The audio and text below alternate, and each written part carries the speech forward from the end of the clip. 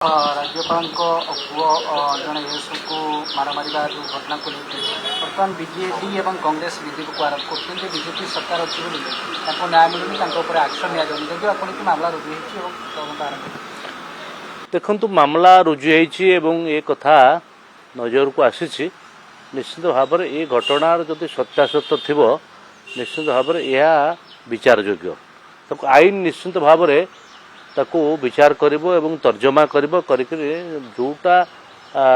माने प्रकृत अपराध कौन है घटनाटी कौन है से कथा आईन तार तर्जमा करुच्ची आईन तो समस्त सामान अच्छी एवं मोर विश्वास अच्छी आम सरकार निश्चित भाव में जदि ये कथार कौन सत्यासत्य थी ताले निश्चित भाव दोषी दंड पाइब ये आज देखिली पूर्वतन मंत्री बीजेडी नेता प्रताप देव आज बहुत लंबा कथा कहते कौट थे ममिता मेयर घटन कौट थे कैबिनेट मंत्री नव दास जो हत्या करागला से घटन कहीं तो पार्टी खोलु नथिले कहीं तो सेतबेले कहू नथिले जे मुख्यमंत्री नवीन बाबू कहतु बा मुख्यमंत्री नवीन बाबू कहीं चुप अच्छी आज ये कथा मन पड़गला ये गोटे कौन घटन ये घटना तो तदंत चली